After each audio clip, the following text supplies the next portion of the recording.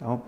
Hola Leandro, ¿cómo estás? Bueno, gracias por haber venido. Estamos acá inaugurando el ciclo Pinta Debate, así que por eso la pinta y por eso poder empezar a charlar un poco.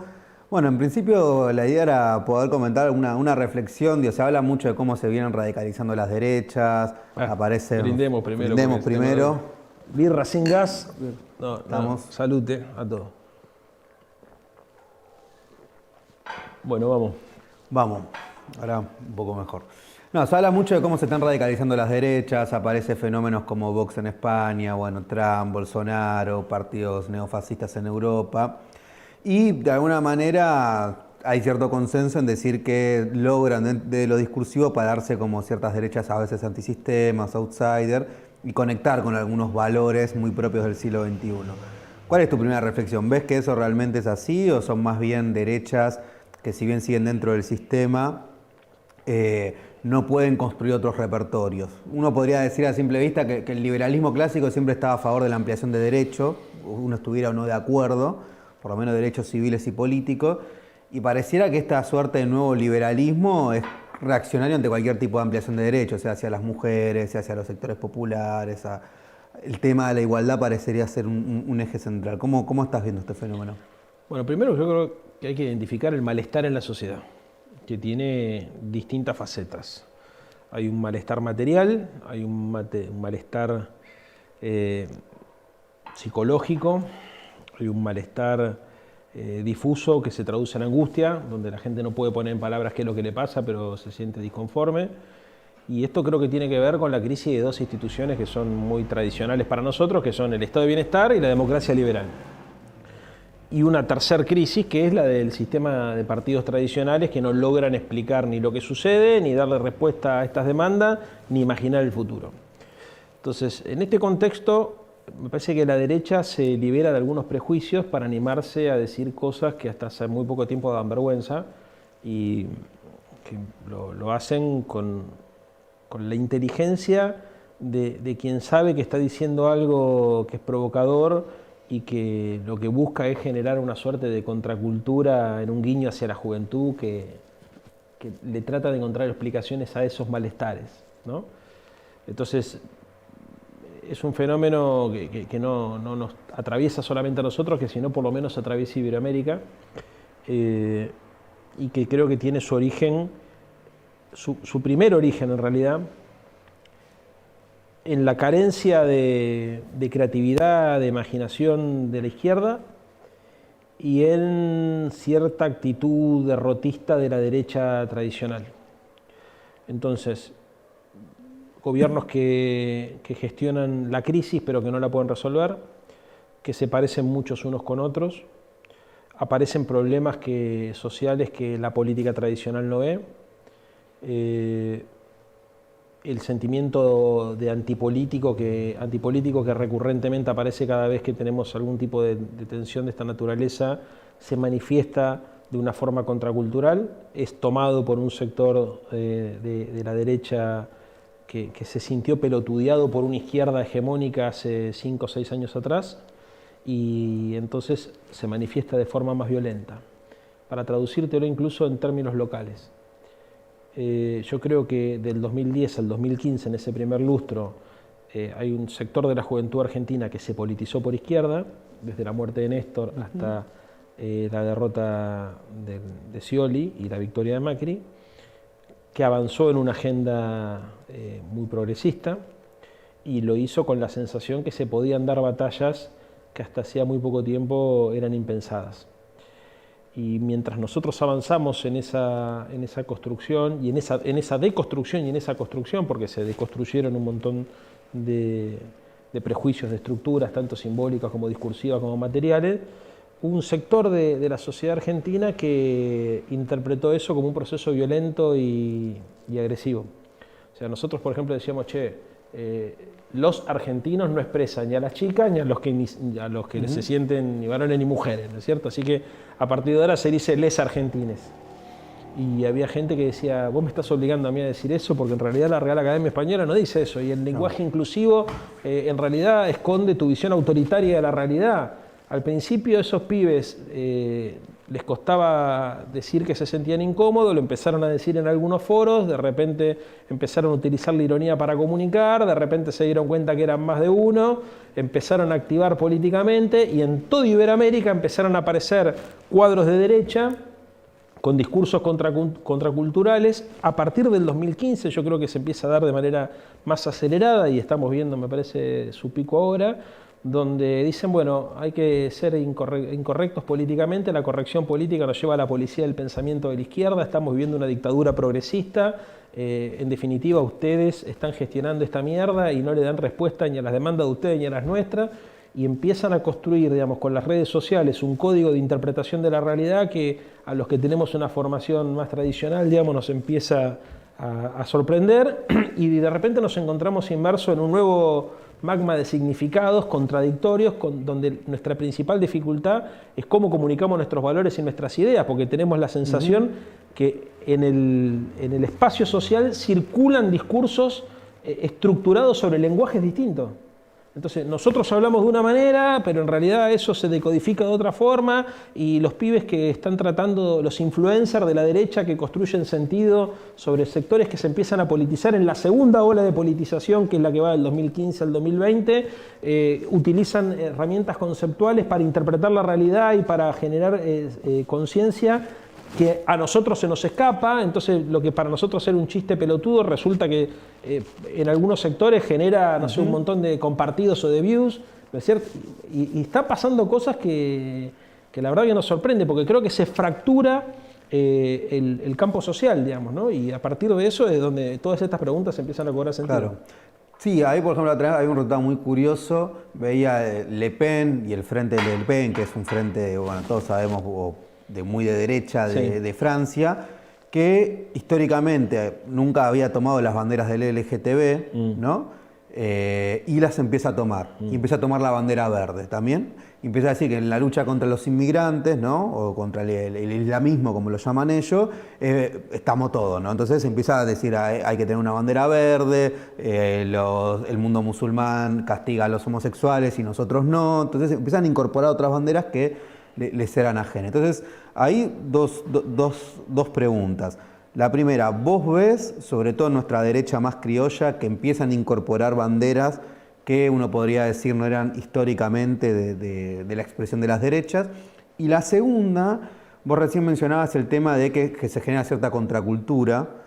Ahí, ¿cómo ves esta tensión? Muchos intelectuales de América Latina han planteado que si bien los gobiernos progresistas y populares del siglo XXI avanzaron mucho en la distribución de la riqueza, sin embargo, de alguna manera no se ganó lo que comúnmente se llamaba la batalla cultural, ¿no? Que el neoliberalismo no solo era un proyecto económico, sino que también era cultural, y que no, se pudo distribuir la riqueza, pero no se politizó esa distribución de la riqueza, ¿no? Y que de alguna manera los resortes, el monopolio de lo que comúnmente llamamos hegemonía, siguió siendo marcadamente con los valores de la élite conservadora, por decirlo de una manera. Nada, esos dos fenómenos. Si ves que la derecha está incorporando estas banderas, si realmente es así o es un fenómeno excepcional en Francia. Y el segundo es, ¿cómo ves si esta contracultura en un punto puede serlo si uno parte de la hipótesis de que ellos tuvieron el control hegemónico aún en los procesos progresistas? Sí, a la primera pregunta que me haces le respondo que sí. No hay ecofascistas como sí hay en Europa, en la Argentina, pero sí, por ejemplo, hay sectores que eran considerados minorías, oprimidas por la mayoría blanca, occidental y cristiana, que empezaron a correrse de ese eje y a militar en un punto, digamos, más cercano hacia la derecha tradicional. Por ejemplo, sí veo que hay todo un sector de la comunidad gay que se ha radicalizado por derecha. Sí veo, por ejemplo, que hay un sector de la colectividad judía que en la Argentina históricamente ha sido muy progresista, que se ha radicalizado por derecha. Hay otras banderas que son tradicionales de la izquierda, además de la diversidad cultural, religiosa y sexual, digamos que todavía no han recorrido ese camino, esperemos que no lo hagan. Básicamente el tema de la discusión hasta ahora ecológica me parece que sigue estando más cercana a las coordenadas de la centroizquierda, de la izquierda democrática, que de la centroderecha, de la ultraderecha. Pero eso es una novedad que nos está pasando y que, como casi siempre ocurre, digamos, nosotros intelectualizamos una vez que sucedió. Rara vez nos damos cuenta, mientras las cosas suceden, que hay algo que está cambiando de fondo. Bueno, históricamente, el caso de la BOVE, por ejemplo, tengo mi familia materna judía, digamos, era progre, ¿no es cierto? Sí, sí. Y hoy tenés miembros de la colectividad que están muy a la derecha. No estamos hablando de un pensamiento republicano o conservador, estamos hablando de un pensamiento reaccionario. Igual es una generalización, pero hay algo que está cambiando. Segundo lugar, creo que el problema que nosotros estamos teniendo en términos de la conceptualización de la realidad es que la agenda de la derecha creo que es más específica que la agenda de la izquierda. Nosotros tenemos un compendio de buenas intenciones y de algunas ideas.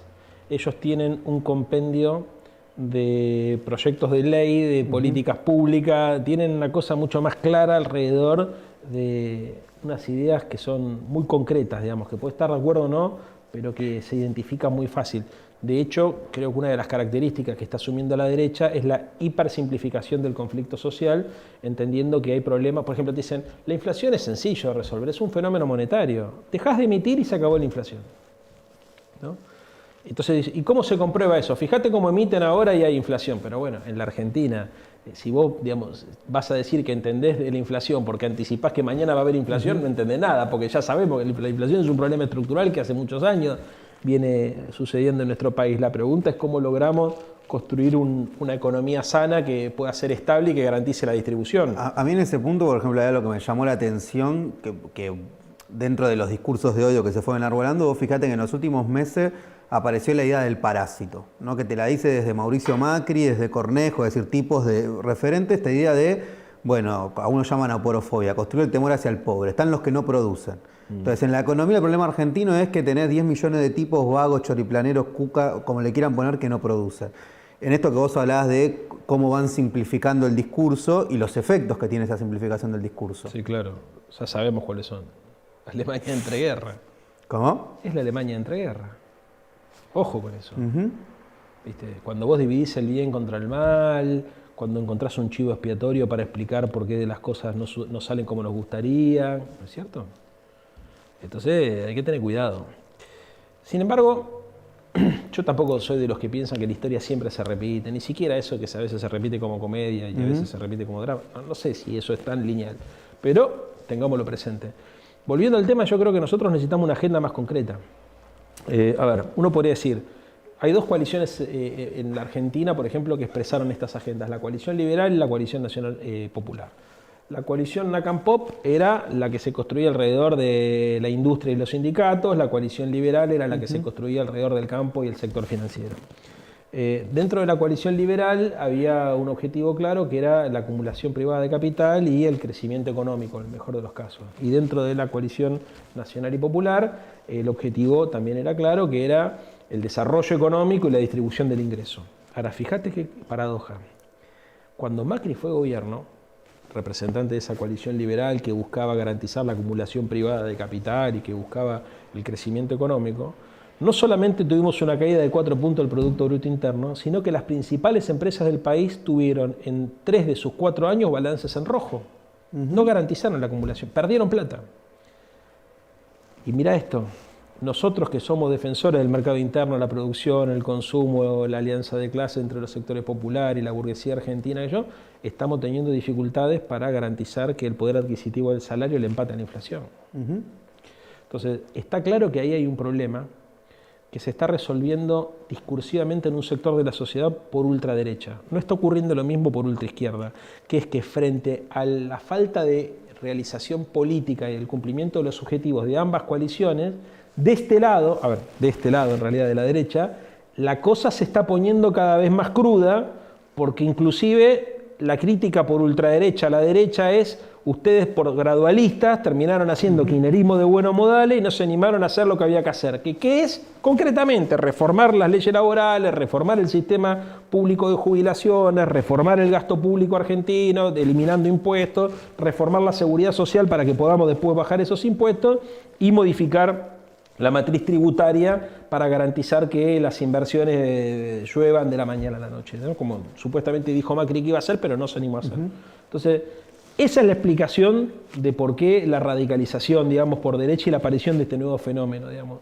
Lo que creo que todavía se necesita discutir y mucho es, en Iberoamérica, cuál es la agenda de la izquierda democrática, racional, nacional, feminista, con todos los adjetivos que sabemos que tiene que tener, para poder traducirla en un programa concreto de gobierno. Eso me parece clave, y era un poco lo que te quería ir preguntar.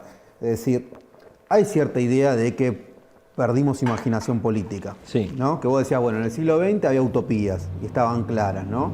Aparte, una parte del siglo XXI también. Y pareciera que ahora, porque nos gusta o no, la derecha construye una narrativa de futuro. Es decir, no solo denuncia el presente. Ellos te proponen un futuro. Te puede gustar, no gustar. Te puede decir Esteban Burrich, el futuro es la incertidumbre, entonces te tenés que adaptar. Da la sensación que nosotros nos quedamos a veces, o logran, quedamos más hablando del pasado, del presente, y nos cuesta construir una narrativa de futuro. Nos cuesta volver a enamorar desde una imaginación política que salga a veces del status quo, ¿no? Y esto de ser un poco más irreverente, de incomodar con algunas cosas.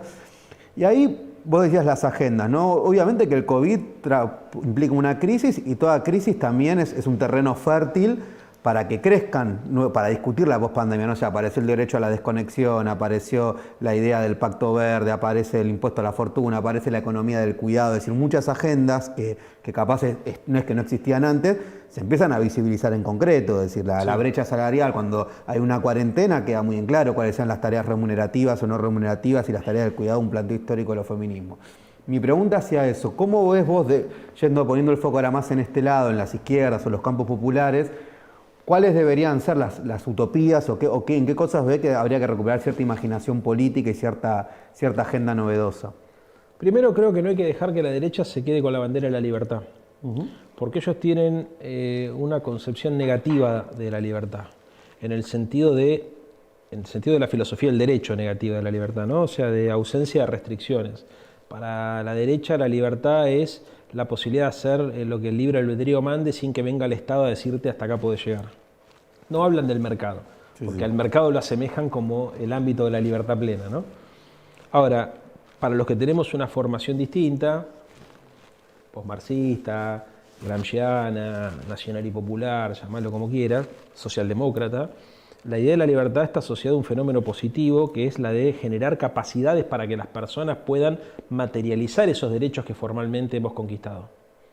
O sea, vos podés tener derecho hoy a estudiar, pero si no tenés un mango y tenés que laburar 18 horas por día, ese derecho queda en abstracto. Entonces ahí es donde viene el tema de la intervención del Estado, porque para garantizar esos derechos alguien los tiene que pagar.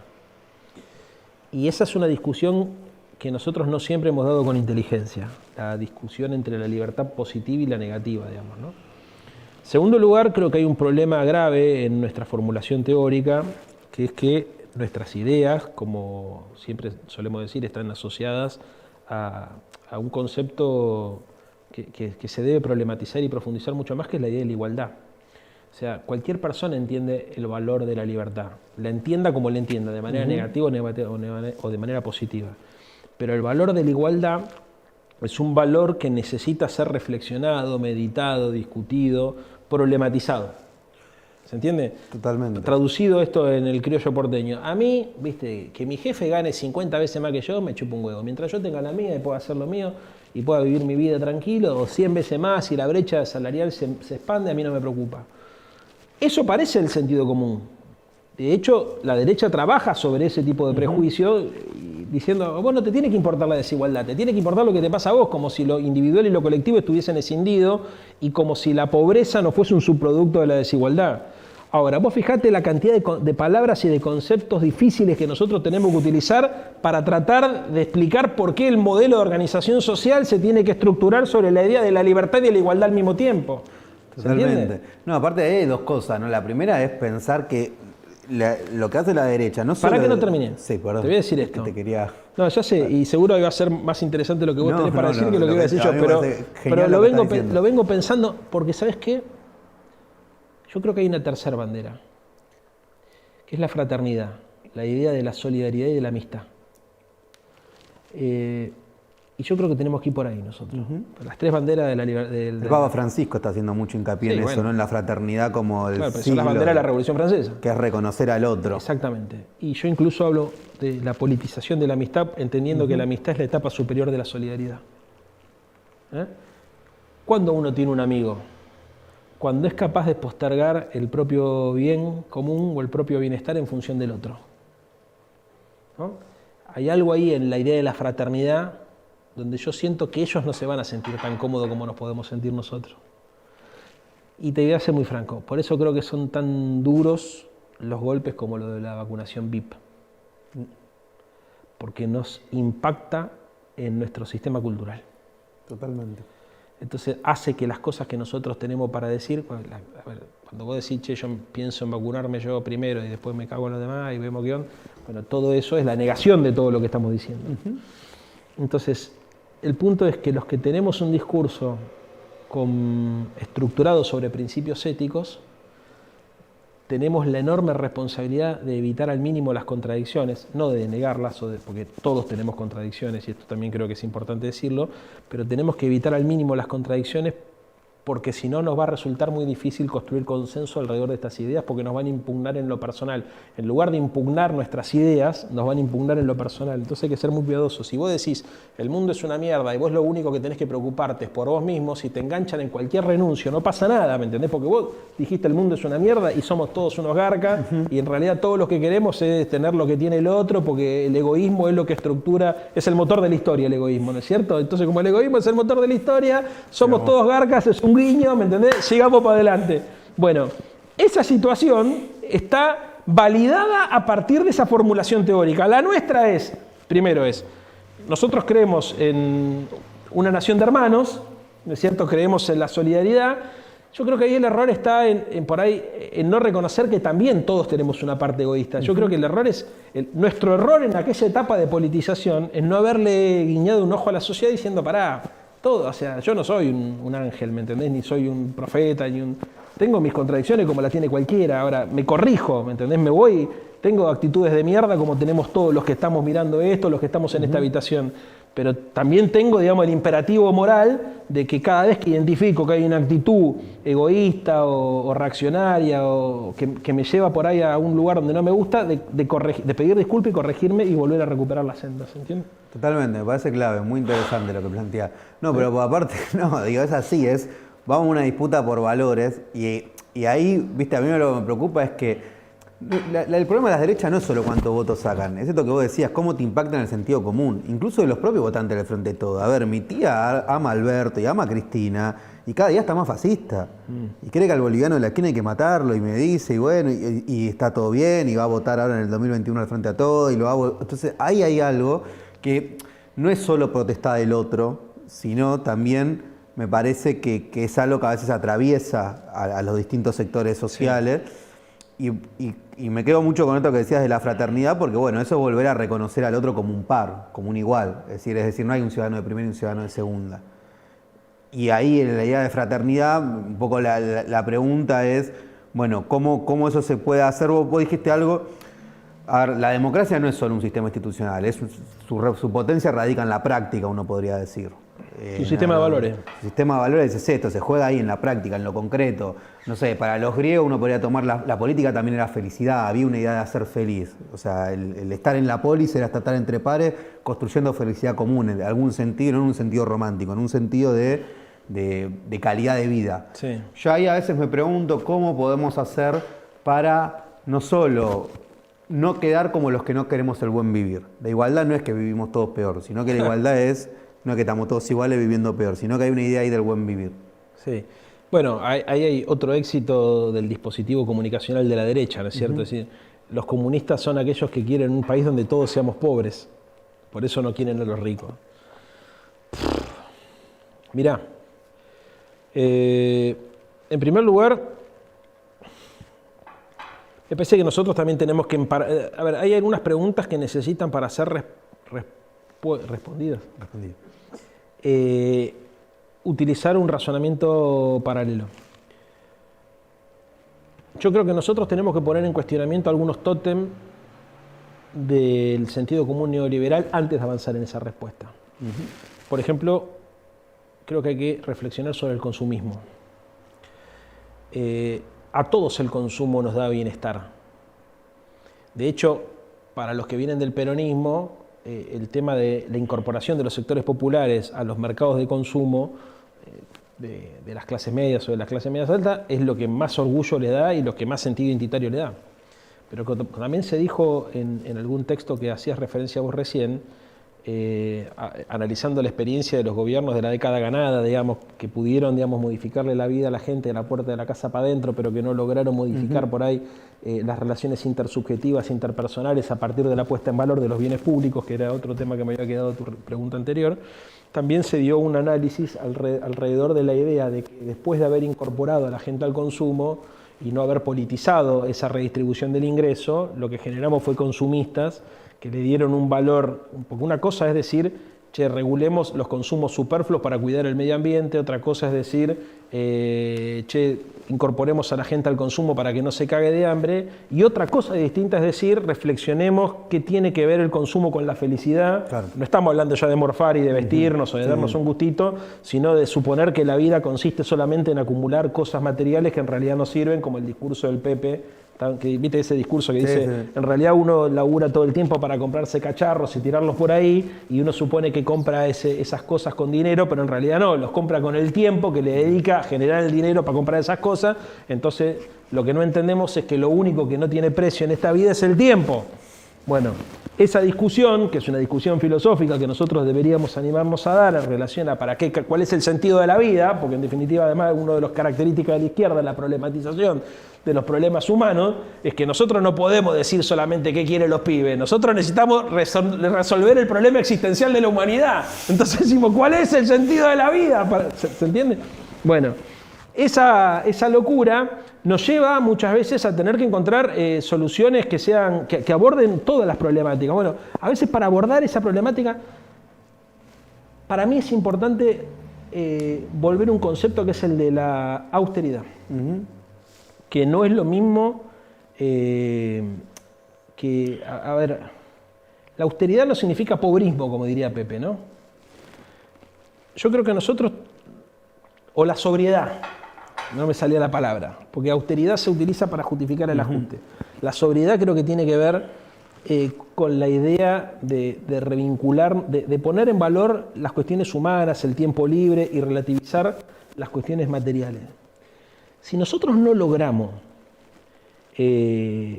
poner en crisis esos tótems, si nosotros no logramos discutir en términos existenciales el modelo de vida que nos proponen, no podemos desarticular el sentido neoliberal de las cosas ni dar la batalla cultural.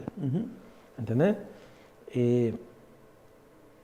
Es importante que nosotros nos animemos a discutir sobre qué valores tenemos que organizar una sociedad más allá de la obvia necesidad de garantizar los consumos elementales de las personas. Y creo que hay que animarse a incluir una dimensión que es la dimensión del tiempo. Sí, sí. Es otro debate que la derecha no da. Para ejercer la libertad, lo primero que tenés que tener es tiempo.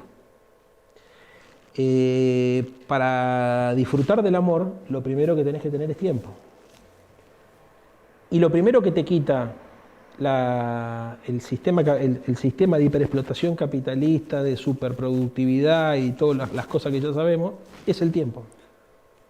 Muy interesante ahí. Hace poco hay un filósofo, Byung-Chul Han, surcoreano, que planteaba esta idea de que en el ocio puede estar la alienación también, ¿no? El tipo decía el tema del tiempo, cómo se fue regulando, donde vos te quedás hasta las 3 de la mañana viendo Netflix, incluso a costa de llegar tarde al laburo, pero que de alguna manera estamos en sociedades donde el neoliberalismo te va planteando la depresión, la autodepresión, no la rebeldía, sino te crecen la venta de psicofármacos, crecen las enfermedades que tienen que ver con la salud mental.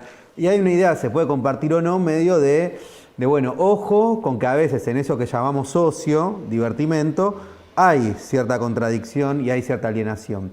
Y a mí me venía también muy a la cabeza un ejemplo muy ilustrativo, viste que en su momento en Bolivia luchaban para que las cholas puedan ir a los shopping, ¿no? Entonces, porque no las dejaba ir la derecha racista, entonces la lucha del MAS era que las cholas puedan ir a los shopping.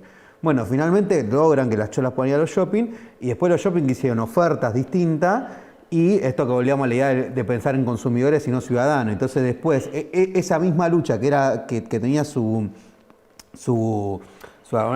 fin frente a una frontera que le ponía, después la propia derecha lo terminaba incorporando de una lógica de consumo. ¿Sabés qué creo? Pará, un minuto. Sí. ¿Qué me parece ahí?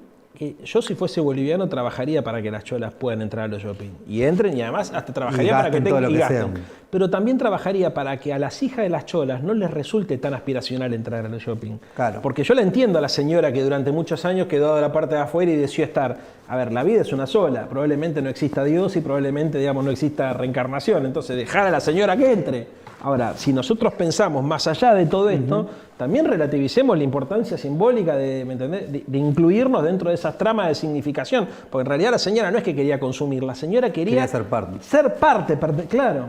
Totalmente.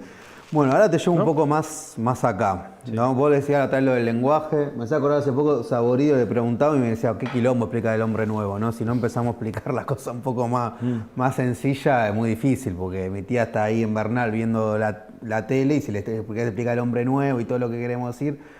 A ver, yendo un poco más acá, a la Argentina. Sí, dale. Es probable que a tu tía no le tengamos que explicar el nombre, le tengamos que estimular con otras ideas. Pero no podemos renunciar a la idea de que a las pibas y a los pibes que les preocupen las cosas más o menos dentro del sistema de valores que nos preocupan a nosotros, estos temas no se traten y no se toquen. Yo sé que nos aleja del debate masivo las cuestiones más de fondo y filosóficas y más cercanas a los valores de las utopías, digamos, ¿no? Pero por otro lado es indispensable, porque si no tenés mucha gente que trabaja para la construcción del hombre nuevo y la mujer nueva, para que vean que me he deconstruido, va a ser muy difícil dar esos otros debates, porque necesitamos un ejército de capitanes que estén motivados por valores trascendentes y que puedan dar batallas cotidianas. Totalmente. Hay quien era Jameson, el que decía es más fácil imaginar el fin del mundo que el fin del capitalismo, ¿no? Y es total, ¿no? Vos estás todos los días viendo películas en Netflix, el capitalismo se cae por un maremoto, por un tsunami, por una pandemia, pero no hay una que te diga que se cae porque se pueda pensar un modelo distinto al capitalismo. Bueno, dicho esto, ¿no? Yendo a lo que tiene más que ver con nuestra coalición de gobierno, con el Frente de Todos, Linera, viste que plantea el tema de las tensiones creativas, ¿no? Él dice, bueno, en un bloque histórico pueden existir tensiones que son creativas en la medida que no lastiman, sino que dinamizan ese proceso.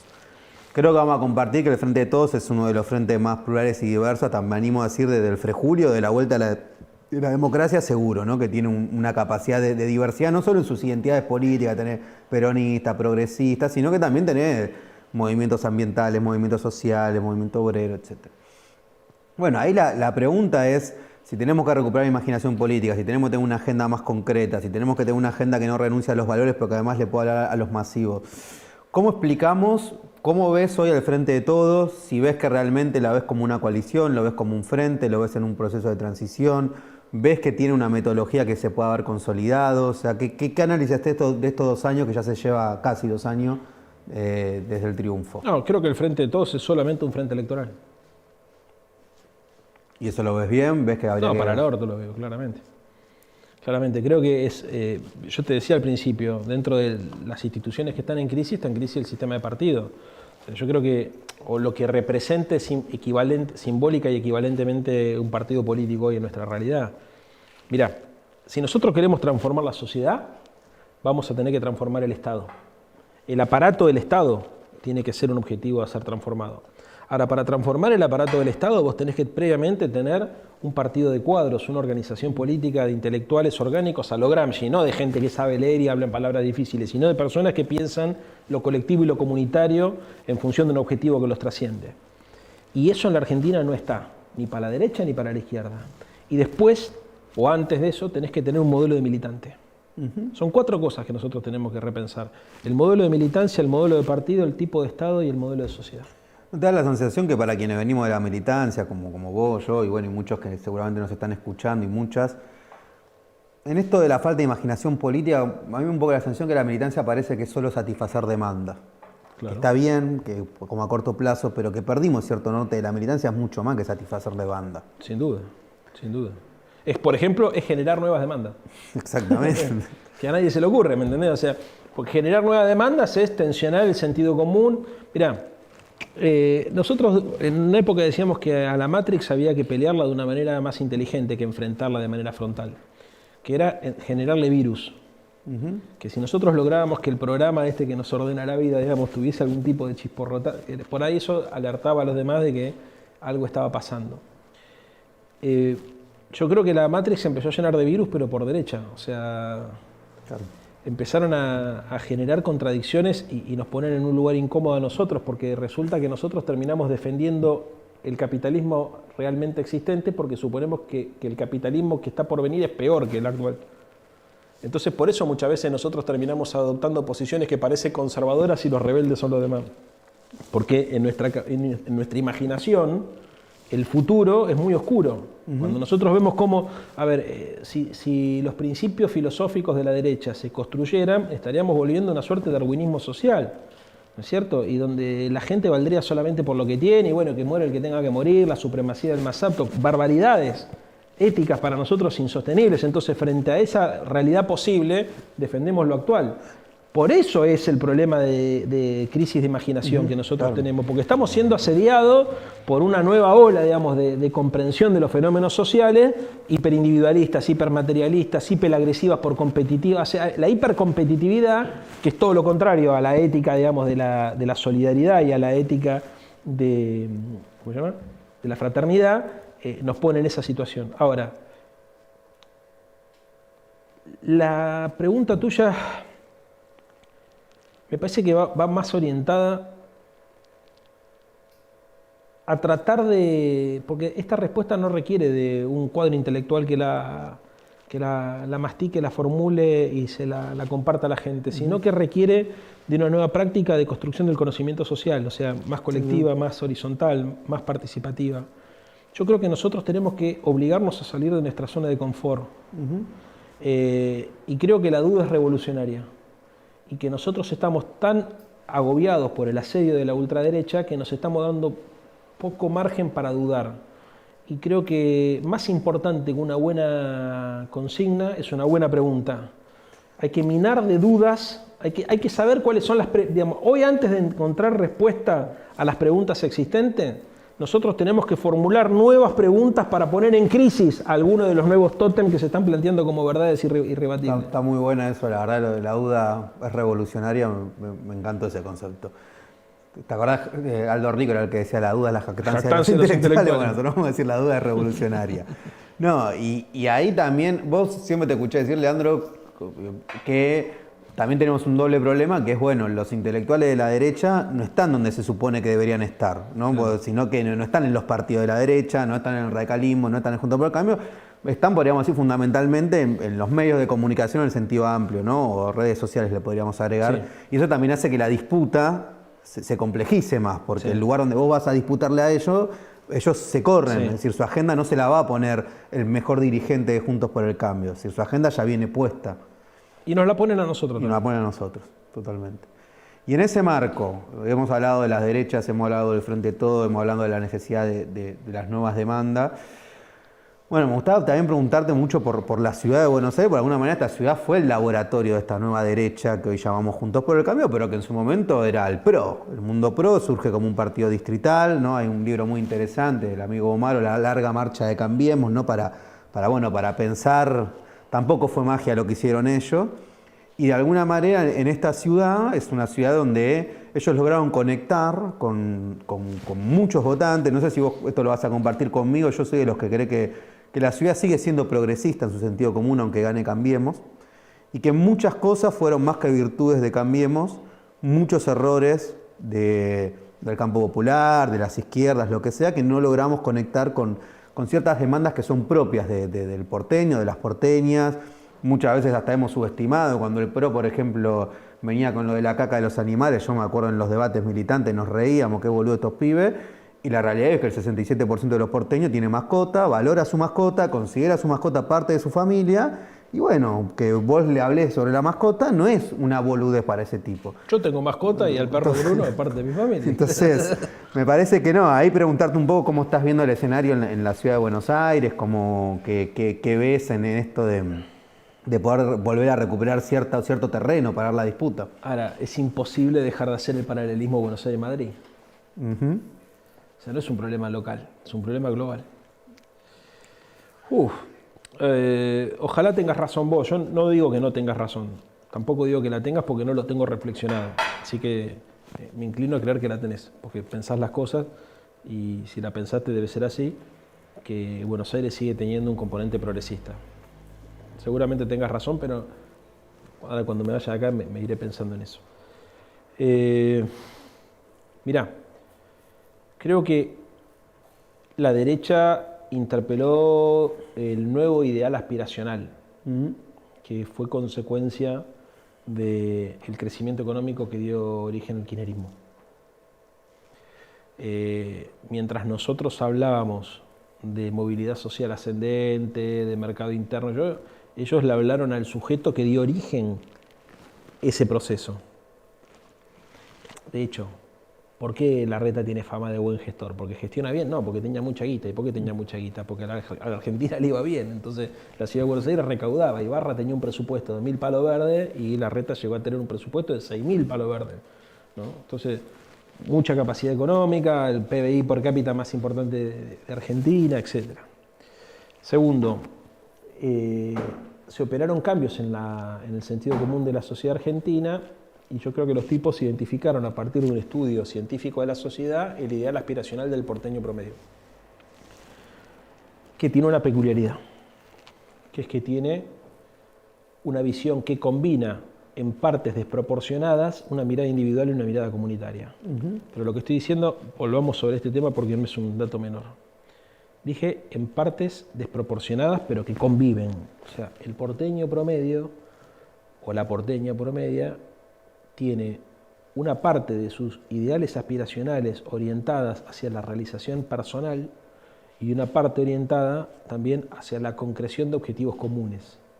Lo que pasa que mi percepción es que la mayoría de los porteños, la dimensión individual pesa más que la dimensión colectiva, pero no es lo mismo decir... Vos te referís, perdón, ¿no? Por ejemplo, a la idea de barrio, a la idea de vecinos, claro, o sea, acá hay una idea de colectividad. Pero te voy a poner un caso concreto, el tema de la educación. Todos valoramos la educación, ¿no?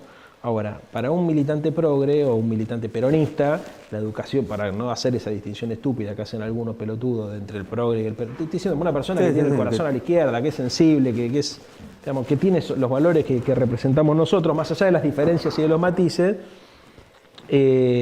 cada vez que se habla de educación se habla de la escuela pública. Ahora, para un porteño promedio o una porteña promedio, la escuela no necesariamente es la escuela pública. Es más, muchos piensan que es preferible destinarle por ahí una parte importante del salario de los ingresos familiares para que a la educación privada de sus hijos. Hay mucha gente que hace mucho esfuerzo para mandar a sus hijos a un colegio privado y encuentra en nosotros la subestimación de esa realidad. ¿Por qué sucede? Por un montón de factores, ¿no es cierto? Factores súper complejos, o sea, que tienen que ver también con corrientes culturales que vienen de otros lugares, que nos o sea, todos, digamos, yo le contaba a un compañero recién, en Chile la discusión con la crisis del año 2019 no era que haya una universidad pública que garantice, como en la Argentina, la movilidad social ascendente, el ingreso a la educación superior de las clases medias o medias bajas. Ese no era el planteo.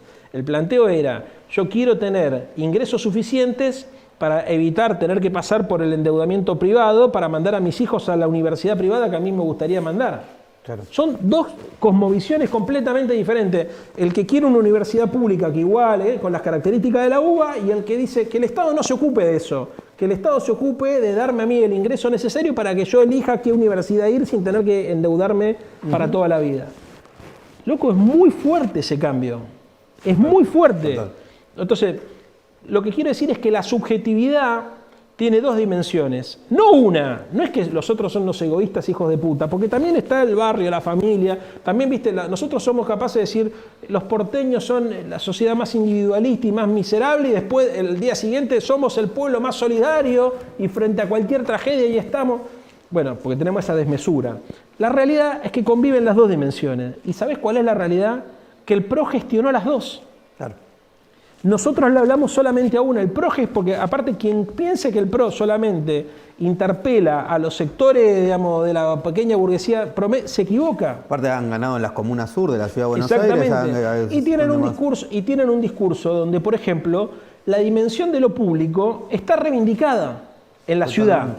En la ciudad eso pasa, por ahí en otras provincias el PRO es más duro, pero en la ciudad los tipos no te dicen hay que ser, los tipos te hablan de la educación pública, aunque después de finanzas... La plaza, te dicen, mirá todo lo que hicimos en el parque, en el espacio. Entonces hay una complejidad que nosotros no logramos descifrar y desarmar, entonces le contestamos a eso con un discurso que termina siendo un discurso de minoría. Capaz que por eso Costa Salguero es algo que les dolió. Exactamente. Porque desnudó un poco de, ojo. Bueno, lo que pasa es que en Costa Salguero, ellos que se la pasaban defendiendo la propiedad privada, se encontraron con que estaban transformando propiedad pública en propiedad privada. Y esa es una buena explicación de lo que yo creo que hay que hacer. Hay que defender las dos cosas. Claro. Hay que defender la propiedad privada y la propiedad pública. No es que es la propiedad pública o la propiedad privada. Son las dos cosas. Que haya propiedad privada, el que no entienda que la propiedad privada es parte constitutiva de nuestra sociedad, no entiende nada. Ahora, quien crea que la única forma de propiedad o el único régimen de propiedad es el régimen privado de propiedad, se equivoca. Hay propiedad comunitaria, hay propiedad estatal, hay muchas formas de propiedad, que es el tipo de discurso que nosotros tendríamos que tener para tratar de romper la hegemonía neoliberal. Totalmente, totalmente. Aparte, muchas veces los que en nombre de la propiedad privada ni siquiera defienden la propiedad privada, es decir, el caso de los homeless, el caso de tierras públicas que se han adueñado determinadas élites. Bueno, la última, y bueno, de nuevo muchas gracias por estar acá en este ciclo de conversaciones. Mencionaste en un momento ahí, como al pasar, dijiste, bueno, acá no se puede hacer como nada sin el Estado, más o menos. Dijiste entender, no se necesita. Y ahí mi pregunta, y para que cierres, siempre un debate histórico de las izquierdas, de los distintos movimientos de emancipación, fue la idea del sujeto social, ¿no? En el siglo XX, siempre muy marcado con la idea de la clase obrera. En el siglo XXI, toda una discusión de quiénes son los nuevos descamisados, si hay un sujeto social múltiple, si son los trabajadores de la economía popular, si es la clase media, si es el movimiento obrero tradicional, etc. Hace poco, varios intelectuales empezaron a decir, bueno, el sujeto social es el Estado, ¿no? Como diciendo, no puedes hacer ninguna transformación seria si no tenés al Estado. Siempre ha sido una discusión cómo te relacionas con el Estado, ¿no? Hay un intelectual llamado Pulanza que vos decías, bueno, vos podías tener el poder sin tener el Estado, ¿no? Entonces estaba esta idea medio autonomista, digo, podemos construir poder sin tener el Estado. Mi pregunta es, el Estado, ¿cómo lo ves de acá a los próximos años? Es decir, ¿cuál tiene que ser un proyecto político transformador, el rol del Estado en ese proyecto? Para capaz graficarlo un poco más, hay mucho una discusión referido a vos podés tener el Estado más vanguardista del mundo, más revolucionario, pero si la sociedad no te acompaña, tenés un techo, ¿no? Entonces ahí aparece la dimensión más pedagógica, por decirlo de una manera. Entonces mi pregunta es, ¿cómo te imaginas en el futuro esta relación, podríamos decir, clásica entre Estado, individuo, comunidad? ¿Cómo ves que funcionan esas dimensiones? No creo que el Estado sea un sujeto, creo que el Estado es un objeto. Bien. El sujeto social del cambio es el ser humano sensible. Es el ser humano sensible. No está determinado por las condiciones materiales de producción. Está determinado por su capacidad de sentir el mundo. Es más, por su capacidad de sentir el dolor. Ese es el sujeto del cambio. Y en todo caso el Estado es un instrumento que hay que modificar, que hay que profesionalizar. Yo en ese sentido, por ejemplo, yo no soy estatista. Sí creo que el Estado tiene que cumplir un papel, pero no hay cosas que tranquilamente puede cumplir el sector privado. Lo que me preocupa es la dirección política e intelectual de la sociedad.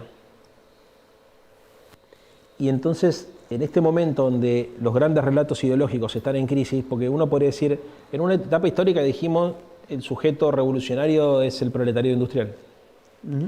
Después vino la revolución bolchevique y nos dimos cuenta que ahí no había proletariado industrial, pero hubo revolución. Entonces, ¿qué es el campesino? ¿Qué carajo es? Entonces, después, bueno, vino Gramsci y dijo, bueno, los grados de conciencia, ¿no es cierto? Yo creo que los grados de conciencia tienen mucho que ver con esto, pero hay algo previo, que es lo que nos distingue, que es la sensibilidad, la capacidad de sentir, que es un verbo que nosotros usamos poco, de sentir la realidad. Y esa idea de empatía, de comunidad, en realidad es una manifestación del amor. Hay que politizarla, pero no partidizarla. Politizarla. Politizarla en el sentido de hay que vincular esa dimensión a lo colectivo, a lo público, a la polis. Si alguno dice, quieren politizar el amor, son unos locos, también hay que tener cuidado con las palabras. Así que si hacen un video y lo recortan, pongan esto también, porque después... Bueno, Rita Segato habla, ojo que el neoliberalismo es un proyecto de la insensibilidad, decía Rita, Sí. que te insensibilizan los afectos. Sí. Y a mí siempre me quedó grabado de eso, te dice, te plantea una pedagogía de la crueldad, donde Claro. en un momento la crueldad es algo necesario, ¿no? En la Claro. lógica neoliberal. Sí. Y ojo que... Y purificador. A veces, purificador, ¿no? Y ojo que hay un proyecto de emancipación tiene que recuperar la idea de la sensibilidad, del afecto. Y la politización en el sentido, no del agonismo o del antagonismo, sino en el sentido de la interpelación a la sociedad sobre los problemas comunes. Claro. ¿Se entiende? Después eso puede tener una expresión antagónica o agónica, ¿no? Pero digo porque también el problema que nosotros tenemos en la lucha cultural es la resignificación de los conceptos. Entonces, y esto es lo que creo que nos está empezando a enloquecer a algunos de nosotros, ¿no es cierto? Que vos decís una palabra y en el imaginario colectivo se reproducen imágenes mentales distintas de las que uno tiene cuando las enuncia. Entonces sí, pero, y claro, te entiende una parte y otra parte no te entiende. Entonces, por ejemplo, una de las cosas que más me jode a mí es cuando algunos me dicen, los trolls liberales o ultraliberales, que sos mal tipo. Claro. Pues, digamos, si hay algo que yo trato de ser es buena persona, digamos, podés no coincidir conmigo, digamos, pensar que soy un pelotudo, pero cuando decís, ¿por qué soy mal tipo? Claro, porque los chabones resignificaron conceptos. Nosotros defendemos algunas banderas que para nosotros hablan de la nobleza de nuestro sentimiento. O sea, ¿no? Pero si vos decís, che, la sensibilidad frente al otro o el rol del Estado, ¿de qué habla? Porque, a ver, yo no es que necesito el Estado para que... Hasta uno podría decir, casi todos nosotros podríamos prescindir de las cosas que creemos que son útiles para la sociedad. No lo hacemos para nosotros. Lo hacemos pensando inclusive en gente que todavía no nació, ¿no? Que es otra dimensión que está ausente en la política argentina, la idea de la posteridad. Por izquierda y por derecha está ausente. Si estuviera más presente, plantearíamos la relación con el ambiente de otra manera. Ahora, la reconceptualización o la redefinición de algunos conceptos requiere un esfuerzo intelectual y además un grado de coordinación de parte de la izquierda que a mi criterio resulta imprescindible. Y ojalá para cerrar esto ustedes puedan contribuir también en esta dirección, ¿no? Porque una de las características de esta nueva derecha es que crea conceptos y después los aplica en todo el planeta, ¿no? Llegamos ya al paroxismo de ver cómo Trump le decía a Biden, si usted gana va a hacer que Estados Unidos se transforme en Venezuela, ¿no? El ridículo total, pero eso habla de por qué, digamos, se repiten esos clichés o la libertad contra el comunismo. Nosotros sin el ánimo de polarizar en ese sentido, sí deberíamos tratar de construir, de aprender de esa experiencia, de estudiar esa experiencia para poder construir significativos o significantes amos, diría mi amigo alemán, hablando de Lacan, que nos sirvan para darle identidad a un proyecto emancipatorio. Jorge, abrazo. Bueno, acá cerrando con Jorge, recomendamos ahí el libro Ideología que acaba de salir. Justo hoy salió una nota que decía la ultraderecha se apropió de la palabra libertad y tiene que ver con algo que vos decías al principio. Así que bueno, muchas gracias Leandro, la verdad que un placer haber estado acá dialogando. Bueno, muchas gracias por la cerveza, muy rica.